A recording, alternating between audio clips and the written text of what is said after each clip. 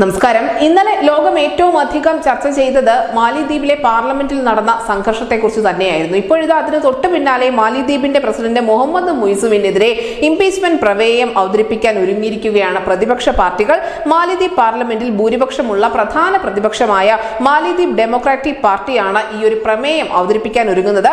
ഇതിന് ആവശ്യമായ ഒപ്പുകൾ MDP ശേഖരിച്ചു തുടങ്ങിയതായുള്ള റിപ്പോർട്ടുകളും പുറത്തു വരുന്നുണ്ട്. മാലിദ്വീപിലെ പ്രാദേശിക മാധ്യമമായ ദി സൺ ആണ് ഇത് റിപ്പോർട്ട് ചെയ്തിരിക്കുന്നത്. എന്തായാലും മുഹമ്മദ് മുയ്സുവിന്റെ മന്ത്രിസഭയിലെ 4 അംഗങ്ങളുടെ അംഗീകാരത്തെ ചൊല്ലിയുള്ള അഭിപ്രായ വ്യത്യാസത്തെ തുടർന്നാണ് കഴിഞ്ഞ ദിവസം പാർലമെന്റിൽ വലിയ സംഘർഷം ഉണ്ടായത്.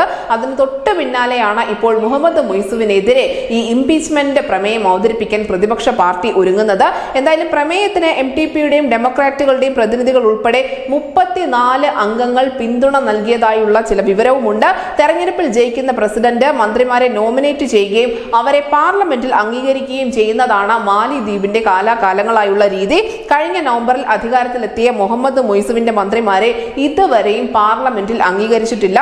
മുയ്സ് മന്ത്രിമാരാക്കിയ 4 പേരെ അംഗീകരിക്കില്ല എന്ന് പാർലമെന്റിൽ ഭൂരിപക്ഷമുള്ള പ്രതിപക്ഷ പാർട്ടികൾ ഒരു നിലപാട് സ്വീകരിച്ചതാണ് ഈ കഴിഞ്ഞ ദിവസം ഉണ്ടായ സംഘർഷങ്ങളുടെ ഏറ്റവും പ്രധാനപ്പെട്ട കാരണം. എന്തായാലും പ്രസിഡന്റ് തെരഞ്ഞെടുപ്പിൽ ജയിച്ചുവെങ്കിൽ പോലും മുയ്സുവിന്റെ പീപ്പിൾസ് നാഷണൽ കോൺഗ്രസ് പാർട്ടിക്ക് പാർലമെന്റിൽ ഒറ്റയ്ക്ക് ഭൂരിപക്ഷം ഇല്ല എന്നതും വലിയ പ്രതിസന്ധി തന്നെയാണ്. മന്ത്രിമാരെ അംഗീകരിക്കില്ല എന്നുള്ള നിലപാട് പ്രതിപക്ഷം കടുപ്പിച്ചതോടുകൂടി മുയ്സു സർക്കാർ കടുത്ത പ്രതിസന്ധിയിലാണ് എന്നും പറയുന്നു. എന്തായാലും വിദേശകാര്യ നയത്തിൽ ഉൾപ്പെടെ മുഹമ്മദ് മുയ്സു സ്വീകരിച്ച നിലപാട് തന്നെയാണ് പ്രതിപക്ഷ പാർട്ടികളെ കൊണ്ട് ഇത്തരത്തിലുള്ള ഒരു നീക്കം നടത്തിച്ചത് എന്നുള്ള റിപ്പോർട്ടുമുണ്ട്. ഇന്ത്യക്കെതിരെ ആയിരുന്നു മുഹമ്മദ് മുയ്സുവിന്റെ പ്രചരണം മുഴുവൻ. ഇന്ത്യ ഔട്ട് എന്നുള്ള ക്യാമ്പയിൻ നടത്തിക്കൊണ്ടാണ് അദ്ദേഹം അധികാരത്തിലേറിയത്. ഇന്ത്യ വിരുദ്ധ നിലപാട് പൂർണ്ണമായും പിന്തുടരുന്ന മുഹമ്മദ് മുയ്സു ചൈനയോടാണ് കൂടുതൽ ഒരു സൗഹാർദ്ദപരമായ സമീപനം കാണിക്കുന്നത്. അതുകൊണ്ട് തന്നെ അവരുടെ വിദേശകാര്യ നയങ്ങളിലടക്കം മാറ്റം ഉണ്ടായിട്ടുണ്ട്. ഇന്ത്യൻ സൈന്യം എത്രയും പെട്ടെന്ന് തന്നെ മാലിദ്വീപിൽ നിന്നും പിൻവാങ്ങണമെന്നതടക്കമുള്ള ചില നിർദ്ദേശങ്ങളും മുഹമ്മദ് മുയ്സു പറഞ്ഞിരുന്നു.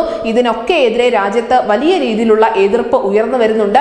കാലാകാലങ്ങളായുള്ള സഖ്യകക്ഷിയെ പിണക്കിക്കൊണ്ടുള്ള മുഹമ്മദ് മുയ്സുവിന്റെ ഇത്തരം നടപടികൾ രാജ്യത്തെ പിന്നോട്ടടിക്കുമെന്ന് തന്നെയാണ് അവിടുത്തെ പ്രതിപക്ഷ പാർട്ടികൾ ഒന്നടങ്കം പറയുന്നത്. News desk India Malayalam.